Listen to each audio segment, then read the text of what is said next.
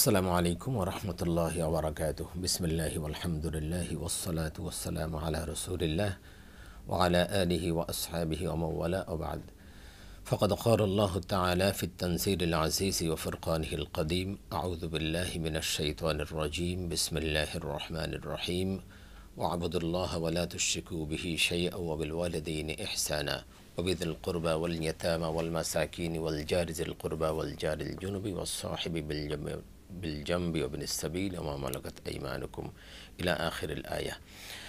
সুপ্রিয় দর্শক শ্রোতা, কাছে দূরে বিশ্ব জুড়ে যে যেখান থেকে বাংলা ভিশন দেখছেন, আপনাদের সকলকে আন্তরিক প্রীতি, শুভেচ্ছা ও স্বাগত জানিয়ে শুরু করছে আপনাদের প্রিয় অনুষ্ঠান ফ্রুটিকা নিবেদিত রমাদান আমাদের জীবন, পাওয়ার্ড বাই এসপার ড্রিঙ্কিং ওয়াটার।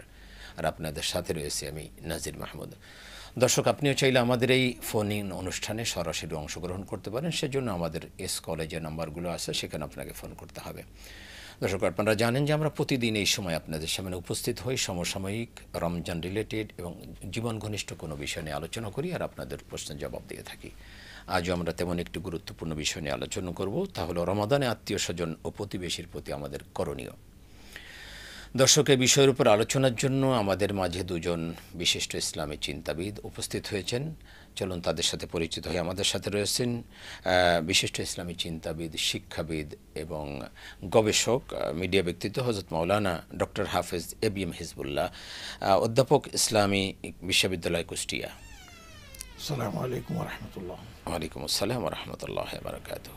আমাদের সাথে আরও রয়েছেন বিশিষ্ট ইসলামী চিন্তাবিদ, শিক্ষাবিদ এবং নন্দিত মুফাসসিরে কোরআন হযরত মাওলানা মুহাম্মদ আবু বকর সিদ্দিক আল আজহারি, প্রিন্সিপাল আহসানুল হিকমা মাদ্রাসা, ঢাকা। আসসালামু আলাইকুম ওয়া রাহমাতুল্লাহি ওয়া বারাকাতুহু। ওয়ালাইকুম আসসালাম ওয়া রাহমাতুল্লাহি ওয়া বারাকাতুহু। আমি ডক্টর হিজবুল্লাহ স্যারের কাছে আসছি। আমরা আজকে এই রমজানে প্রতিবেশীর বা আত্মীয় স্বজনের প্রতি আমাদের যে করণীয়, সে বিষয়টা নিয়ে আমরা আলোচনা করব। তার আগে আমার হৃদয় খুব রক্তক্ষরণ হচ্ছে। আমরা যখন এখানে বসে স্টুডিওতে বসে আমরা কথা বলছি, ঠিক এই মুহূর্তে আমাদের মুসলমান নরনারী, আমাদের ভাই বোন, আমাদের ছোট্ট ছোট্ট মাসুম বাচ্চা, নিষ্পাপ শিশুর মতো বাচ্চা যারা গাজায় অবস্থান করছিল, তাদেরকে পাখির মতো শহীদ করা হচ্ছে। এটা আসলে আমাদের জন্য এতটাই কষ্টদায়ক যে আমরা ভাষায় ব্যক্ত করতে পারি না। যে নরপিশাচ যারা এটা করছে, তারা নিজেদেরকে মানবতার ফেরিওয়ালা বলে দাবি করছে, অথচ সারা পৃথিবীতে তারা মানবতা কিভাবে বিপর্যয় হয়, মানবতার ধ্বংস কিভাবে করা যায়, সেদিকে তারা বারবার এগিয়ে যাচ্ছে। আপনি আসলে এই বিষয়টা কিভাবে দেখছেন বা আমরা কি করতে পারি? আলহামদুলিল্লাহ ওয়া সালাতু ওয়াস সালামু আলা রাসূলিল্লাহ ওয়া আলা আলিহি ওয়া আসহাবিহি ওয়া মান ওয়ালা। আসলে এটাকে কোন দৃষ্টিতে আমরা আলোচনা করব? যে দৃষ্টিতে আমরা তাকাই, এটা যে মানবতার সবচেয়ে একটা নিকৃষ্ট জঘন্যতম অধ্যায় রচিত হচ্ছে, এটাতে কি কোনো সন্দেহ আছে? যারা এই অন্যায়গুলো করছে এবং এই অন্যায়ের প্রতি যারা সহযোগিতা করছে বা সাহায্য করছে, তাদের বিবেক বলে কিছু আছে?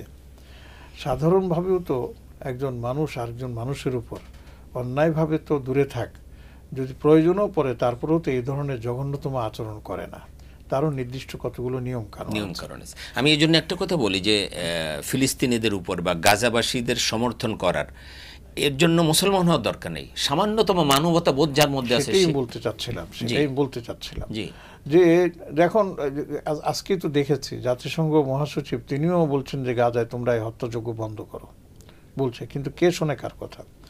বরং তাহলে আমাদের জাতিসংঘ দিয়ে লাভ কি? কোনো লাভ নেই। জাতিসংঘ, ওআইসি, তাদের কথা যদি কেউ নাই শোনে, তাহলে এগুলোতে আমরা আসলে এদের লাভটা কি হচ্ছে? কোনো লাভ হচ্ছে না, বরং এদের দিয়ে আমাদের আরো ক্ষতি হচ্ছে। আমরা কিছু করতে চাইলে আমাদেরকে ঠেকিয়ে দেওয়া হচ্ছে। এটা হলো বড় সমস্যা। ওদেরকে সবাই সাপোর্ট করতেছে যারা অন্যায় করতেছে, এদেরকেও সাপোর্ট করতেছে, কিন্তু ওদেরকে অস্ত্র শস্ত্র সব দিয়ে তারা সমর্থন যোগাচ্ছে। আর এদের কাছে না আছে অস্ত্র, না আছে খাদ্য, না আছে বস্ত্র, না আছে চিকিৎসা, সব কিছু ধ্বংস করে তারা মাটির সাথে মিটিয়ে স্যার, এটা তো গেল একটা সাইড। আর একটা সাইড যদি আমরা দেখি, ঠিক এই মুহূর্তে বিশ্ব মুসলিম নেতৃত্বে যারা আছে তারা চুপ করে আছে। তাদের এই চুপ থাকাটা, এটা তো বড় মুনাফিকি মনে হয় আমার কাছে। আপনি এই ব্যাপারে আসুন। মুনাফিকি এরা যে আল্লাহর কাছে কি জবাব দিবে, আমরা তো সেটা নিয়ে শিহরিত যে আমরা কি জবাব দিব। ওনাদের কথাই বললাম, এই মুসলিম নেতৃবৃন্দ যারা আছে, বিশ্ব মুসলিম নেতৃবৃন্দ, এরা যদি সবাই একসাথ হয়ে শুধু একটা কথাই বলে যে তোমরা হয় বন্ধ করো, না হলে আমরা তোমাদের সাথে বয়কটে চলে যাব, তোমাদের কোনো সম্পদের দরকার নেই, তোমাদের কিছু সাহায্যের দরকার নেই, আমাদের যা আছে আমরা তা দিয়েই তোমাদের বিরুদ্ধে লড়াই করব, আপনি বিশ্বাস করেন যদি সেটা করতে পারতো তাহলে সারা বিশ্বের চেহারা পাল্টে যেত। আর কিচ্ছু দরকার নেই। আমরা আসালিবুল গুজবুল ফকরি বানা পড়েছি, আমরা পড়েছি কীভাবে কী জানি বলে আপনার আপনার যুদ্ধ করতে হয়, এবং সেখানে আমরা দেখেছি সারা ওয়ার্ল্ডের মধ্যে আল্লাহ পাক মুসলিমদেরকে যত সম্পদ দিয়েছে তার 1/3 অমুসলিমদের কাছে নেই। তাই মুসলমানদের কাছে সম্পদ আছে, তাদের কাছে তাদের এখন জনবল আছে, তাহলে কেন এই মুসলিম শাসকরা যারা কথা বলার মতো যোগ্যতা আছে তারা চুপ করে থাকে? বরং চুপ করে থাকে না, কোনো কোনো ক্ষেত্রে দেখা যায় যে এদেরকে সহযোগিতা করতেছে, তাহলে এরা আল্লাহর কাছে কি জবাব দেবে? এই রমজানে এটা যে জবাব দিবে তারা এখন কি জবাব দিবে এটা তারাই জানে। আমার কাছে যেটা মনে হয়, ক্ষুদ্র জ্ঞানে আমরা যেটা পড়াশোনা করি, গবেষণায় বুঝতে পেরেছি, সব কিছুর পিছনে হচ্ছে ক্ষমতা। যে আমাকে ধরে রাখো, আমাকে ক্ষমতায় রাখো, আমি সব কিছু তোমার করে দেবো। কারণ ওরা জানে, ওরা বুঝতেছে যদি ওরা কিছু করতে চায় তাহলে হয়তো তাদের উপরে অ্যাটাক করা হবে, তাদেরকে কিন্তু আক্রমণ করা হবে, তাদের ক্ষমতাটা থাকবে না। এই জন্য তারা এই ধরনের কাজে অগ্রসর হতে রাজি না। তারাও আন্তর্জাতিকভাবে বহু কিছু চিন্তা ভাবনা করে, এমন না যে তারা বসে থাকবে, সেটাও না। কিন্তু আমাদের কথা হলো যে তোমরা যাই করো, কিন্তু এখন যেখানে মুসলিম ভাই ব্রাদারকে এইভাবে পাখির মতো গুলি করে মারতেছে, সেখানে চুপ থাকার তো প্রশ্নই ওঠে না। ছোট্ট ছোট্ট মাসুম বাচ্চারা, তাদেরকে কিভাবে, তাদের সাথে এদের কি শত্রুতা? কিন্তু তারাই ওদেরকে, এখানে আমি একটা বড় সতর্কতামূলক কথা বলি, এই বাচ্চাদেরকে তারা কেন মারতেছে জানেন? এই বাচ্চারাই পরবর্তীতে মুজাহিদ হয়ে যায় কিনা এবং তাদের উপরে আক্রমণ করে কিনা, এই জন্য আগে বাচ্চাদেরকে শেষ করে যায়। শুধু সেটা, গর্ভবতী মাদেরকে মারতেছে না, ওরাদেরকে তো তারা শেষ করতেছে, তাদের উপরে। এগুলো ফিরাউনের স্টাইল, এই ফিরাউনের চেয়ে তো মারাত্মক করতেছে এরা। আল্লাহ এদেরকে হেফাজত করুক, মানে আমাদেরকে হেফাজত করুক আল্লাহ, ওদের উপর আল্লাহ তার শক্তি সামর্থ্য অনুযায়ী আল্লাহ তাদের সাথে ব্যবহার করুন, আমরা সেই কথাই বলতে পারি। আল্লাহ হেফাজত করুন। জি, আমরা একটা ফোন নিয়ে আলোচনায় আসবো। দর্শক আসসালামু আলাইকুম। হ্যালো, আসসালামু আলাইকুম। ওয়ালাইকুম আসসালাম ওয়া রাহমাতুল্লাহ। কে বলছেন, কোত্থেকে বলছেন? আমি ঢাকা থেকে নাফিম বলছিলাম। জি নাসিম ভাই, আপনার প্রশ্ন। আমার প্রশ্নটি হইল যে এতে কাপে বসবো তো আমি ঝুলন্ত ব্যাগে কুরআন শরীফ নিয়ে যাইতে পারবো নাকি?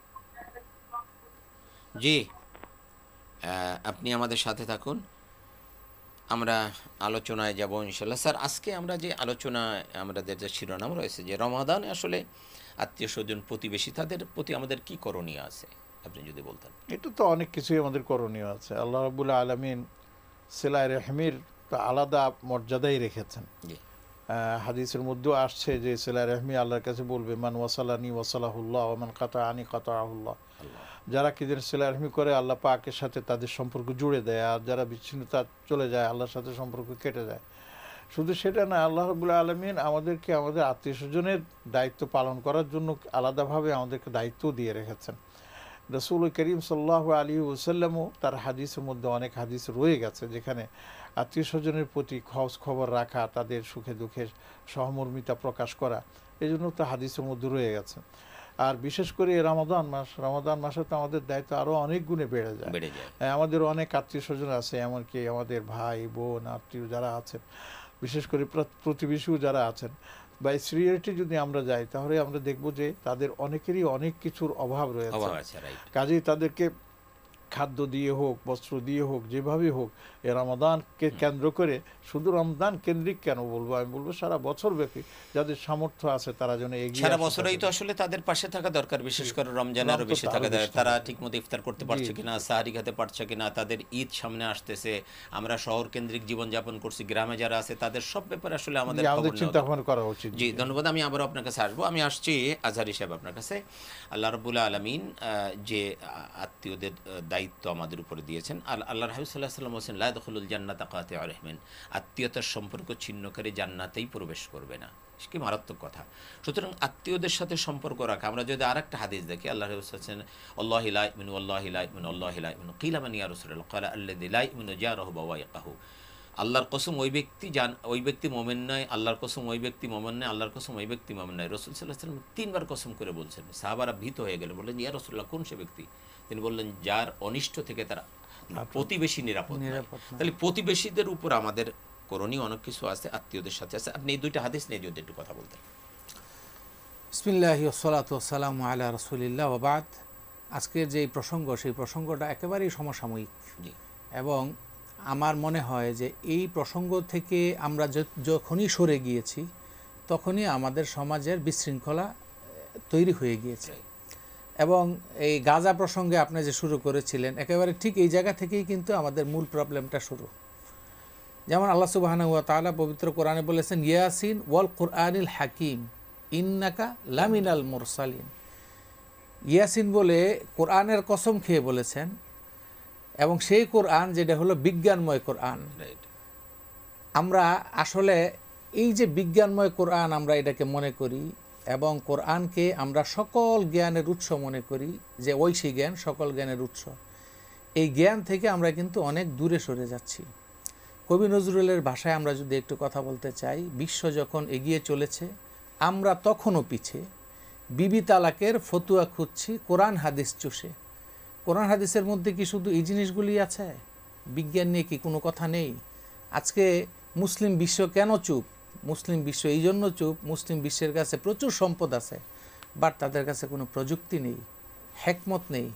এই কোরআনুল হাকিম যে আল্লাহ বলেছেন বিজ্ঞানময় কোরআন, আল্লাহ আরও বলেছেন হাল ইয়াস্তাবিল্লাযীনা ইয়ালামুনা ওয়াল্লাযীনা লা ইয়ালামুন, যারা জানে আর যারা জানে না তারা কি সমান?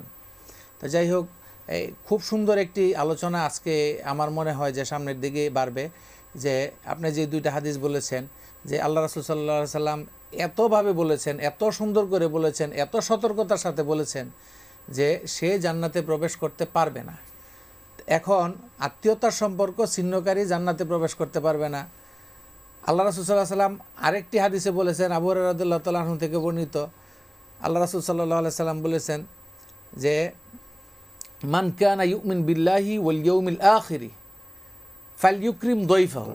জি আবার বলেছেন মান কানা ইউমিন বিল্লাহি ওয়াল ইয়াউমিল আখিরি ফালইউহসিন ইলা জারিহি, যে আল্লাহর উপরে এবং আখিরাতের উপরে বিশ্বাস করে সে যেন তার মেহমানকে সম্মান করে।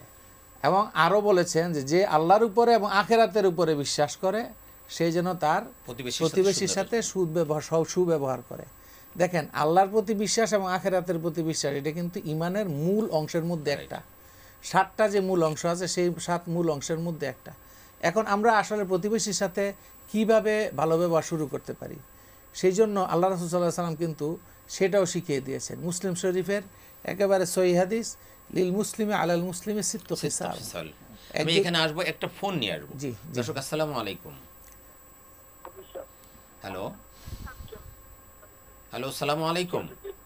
ওয়ালাইকুম আসসালাম ওয়া রাহমাতুল্লাহি ওয়া বারাকাতুহু। জি, কে বলছেন, কোথা থেকে বলছেন? আমি মহাখালী থেকে বলছিলাম, আমার নাম ইসাক ফরাজি। জি ভাই, আপনার প্রশ্ন। বিষয়টা হচ্ছে যে গাজায় যে বর্তমানে যেভাবে যুদ্ধ হচ্ছে, যে আমাদের মুসলমান ভাই বোনদের উপরে যেভাবে আক্রমণ করা হচ্ছে, নির্যাতন হচ্ছে, জি আক্রমণ করা হচ্ছে, তো আমরা তো এই ব্যাপারে সবসময় সাধারণত দোয়া করি। তো এই ব্যাপারে আমরা গাজাবাসীদের জন্য বিশেষ কি দোয়া করতে পারি? জি ভাই, আপনি আমাদের সাথে থাকুন ফরাজি সাহেব, আমরা ইনশাআল্লাহ জবাব দিব। জি, 6টি অধিকারের কথা আপনি বলছিলেন। জি, সেই 6টি অধিকার দেখেন কত চমৎকার। সর্বপ্রথম আল্লাহ রাসূল সাল্লাল্লাহু আলাইহি সাল্লাম যেটা শিক্ষা দিয়েছেন যে আমরা পরস্পর যখন দেখা হবে তখন সর্বপ্রথমই আমাদেরকে সালাম দিতে হবে, সালাম বিনিময় করতে হবে। সালাম বিনিময় এমন সুন্দর একটি কথা, যেমন আসসালামু আলাইকুম, আপনার উপরে শান্তি বর্ষিত হোক। আর একটু যদি বৃদ্ধি করি, ওয়া রাহমাতুল্লাহ, আল্লাহর রহমত বর্ষিত হোক, ওয়া বারাকাতুহু, আল্লাহর বরকত বর্ষিত হোক। এবং কোনো শত্রুর সাথে যদি প্রতিদিন আমরা সালাম বিনিময় করি, সে কখনো শত্রু থাকতে পারে না, বন্ধু হয়ে যায়। এবং আল্লাহ রাসূল সাল্লাল্লাহু আলাইহি সাল্লাম মক্কা থেকে মদিনায় হিজরত করার পরে সর্বপ্রথম এই একটা বিধান কিন্তু আল্লাহ রাসূল সাল্লাল্লাহু আলাইহি সাল্লাম বলছেন যে তোমরা যদি 2টা কাজ করতে পারো তাহলে সমাজের মধ্যে কোনো অশান্তি থাকবে না। একটা হলো তুতঈমুত তুআম ওয়া তুকরিউস সালাম আলা মান আরাফতা ওয়া মান লাম তারিফ। তো এই সালামের ব্যাপারে আরও এত উৎসাহিত করেছেন যখন বলেছেন যে এই 2জন মানুষ যখন হেঁটে যাচ্ছে, এরপরে ফাইন হালাত বাইনাহুমা শাজারাতুন আও জিদারুন আও হাজারুন সুম্মা লাকিয়াহু ফালইউসাল্লিম আলাইহি, 2জনের যদি পার্থক্য করে দেয় কোনো গাছ কোনো দেয়াল, কোনো পাথর, এরপরে আবার সাক্ষাৎ হয়, আবারও সালাম। আবারও যাতে সালাম দেয়।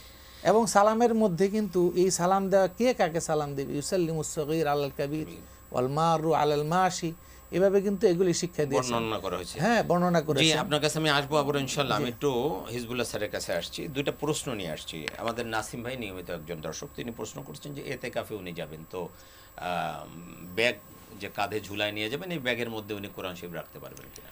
আসলে রাখতে পারবেন, কিন্তু ব্যাগটা ঝুলাইলে আপনার পাশে দিয়ে থাকে তো একবার কোমর পর্যন্ত নেমে যায়, তো এটা একটু মানে বেয়াদবির শামিল হয়ে যায়। এই জন্য আপনি অন্যান্য কাপড় চোপড় ভিতরে রাখেন, কোরআনে কারিমটা হাতে নিয়ে বুকের সাথে মিলিয়ে আলাদা করে নেন। আলাদা করে নেওয়াটা কোরআনের তো উত্তম আসলে হবে। আলাদা একটা তাজিম আছে, জি, এটাই হলো একটা মতো। সম্মান আছে। জি, জি, জি। এসহাক ফরাজি ভাই, আজকে যে আমরা শুরু করেছিলাম গাজাবাসীর ব্যাপারে, উনি বলছেন যে আমরা তো আসলে দোয়া করি, কিন্তু আসলে এই মুহূর্তে তাদের যে পরিস্থিতি আমরা দেখছি, জালিমরা তাদের উপরে যে জুলুম করতেছে, এটা আসলে পরিত্রাণ পাওয়ার জন্য কি দোয়া করা যেতে পারে?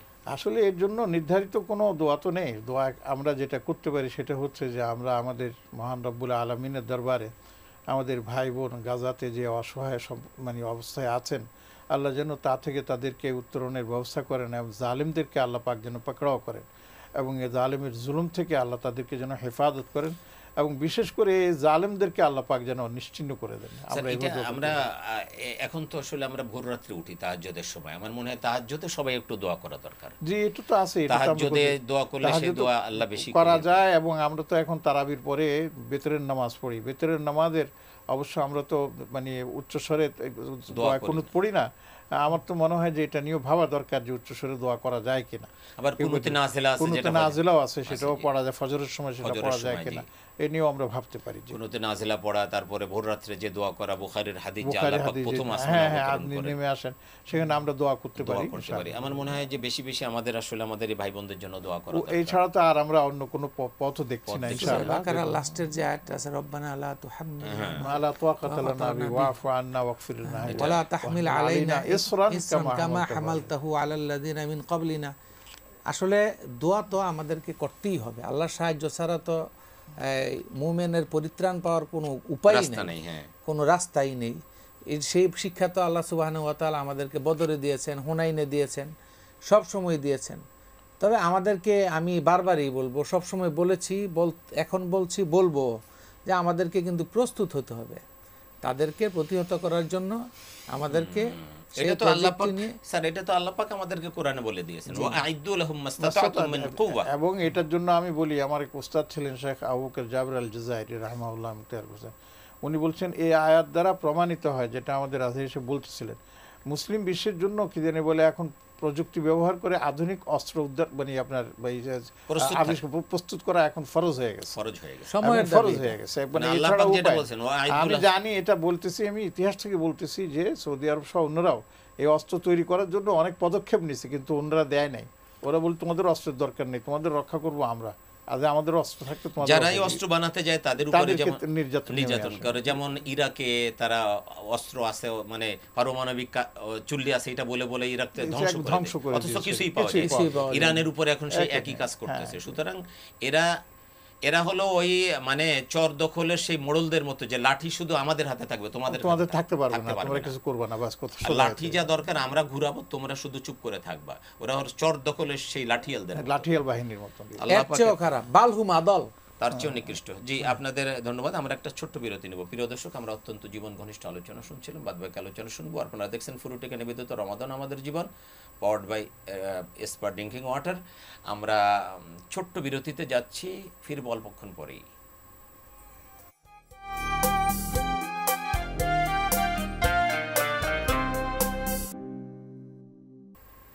প্রিয় দর্শক, বিরতির পর আবার স্বাগত জানাচ্ছি অনুষ্ঠানে। আপনারা দেখছেন ফুরুটিকা নিবেদিত রমাদান আমাদের জীবন, পাওয়ার্ড বাই এসপার ড্রিঙ্কিং ওয়াটার।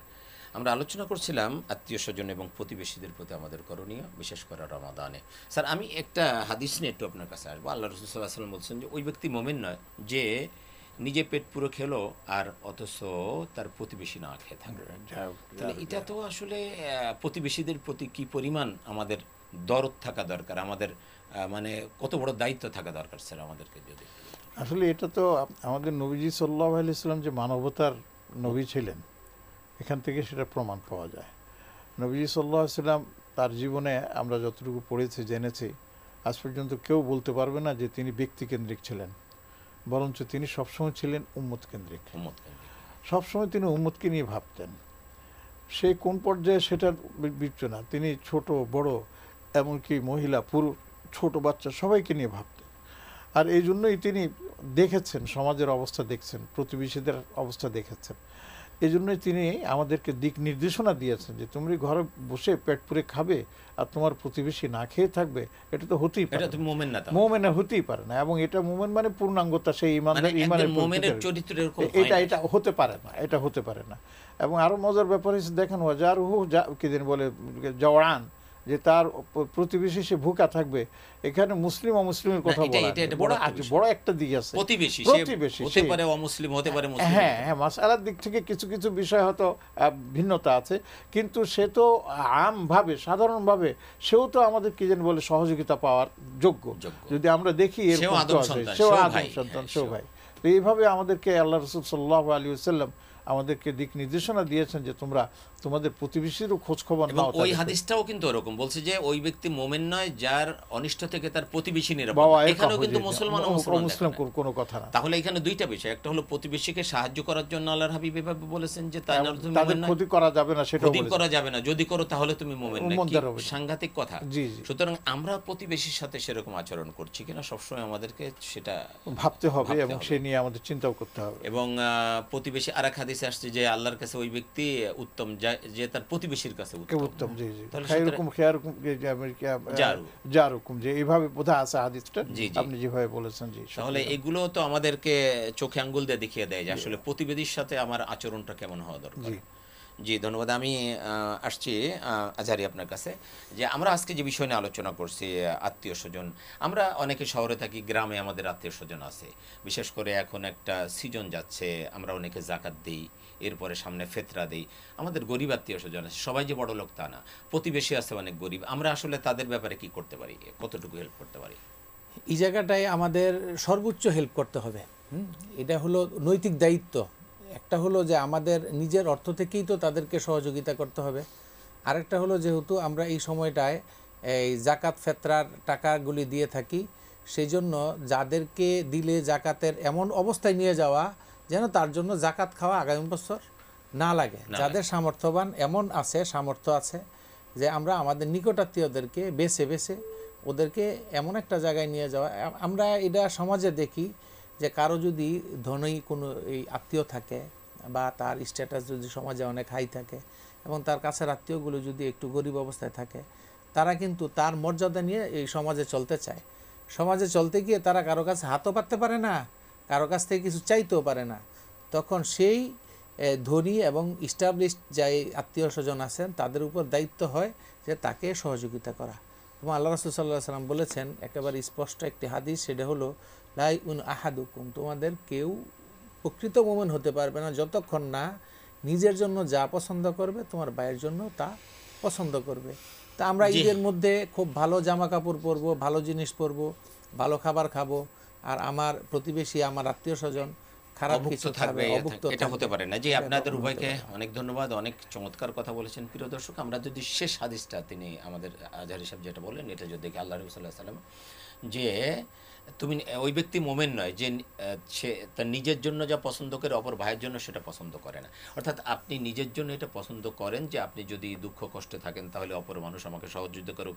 আপনি এটা পছন্দ করেন যে কেউ আপনার ইজ্জত নষ্ট না করুক, আপনার সম্পদ নষ্ট না করুক, আপনার ক্ষতি কেউ না করুক, এটা আপনি চান। সুতরাং আপনারও সেটা চিন্তা করা দরকার যে আমার দ্বারা যে কেউ যেন ক্ষতিগ্রস্ত না হয়, আমার প্রতিবেশী যেন ক্ষতিগ্রস্ত না হয়, আমার আত্মীয় স্বজন যেখানে আছে সেটা তাদেরকে আমরা দেখব। অনেকে আমরা মনে করি এটা একটা ভুল মাসআলা আছে যে জাকাত দেওয়ার সময় বলে দিতে হবে যে এটা জাকাতের টাকা না, এটা বলবেন না, বলাটাই আরও নিকৃষ্ট একটি কাজ। বলবেন না, আপনি জাকাত দিবেন, আত্মীয় স্বজনের মধ্যে জাকাত দিলে দ্বিগুণ সওয়াব পাবেন, কারণ এক হলো আত্মীয়তার সম্পর্ক রক্ষা করা হচ্ছে, আর একটা হলো জাকাতের সওয়াব পাচ্ছেন। সুতরাং এটা দিবেন। যারা জাকাত প্রাপ্ত পাওয়ার মতো আছে অবস্থা আছে তাদেরকে অবশ্যই জাকাত দেবেন। আল্লাহ পাক আমাদেরকে আত্মীয় স্বজন এবং প্রতিবেশীর সাথে সুন্দর আচরণ করার তৌফিক দান করুন। এই অনুষ্ঠান ঠিক দেখা হবে আগামীকাল একই সময়। সেই অনুষ্ঠান দেখার সাদর আমন্ত্রণ জানিয়ে আজকের মতো শেষ করি। ফুরুটিকা নিবেদিত রমাদান আমাদের জীবন, powered by Espa drinking water. আপনাদের পরকালীন কল্যাণ কামনা করে শেষ করছি। আল্লাহ হাফিজ। আসসালামু আলাইকুম ওয়া রাহমাতুল্লাহি ওয়া বারাকাতুহু।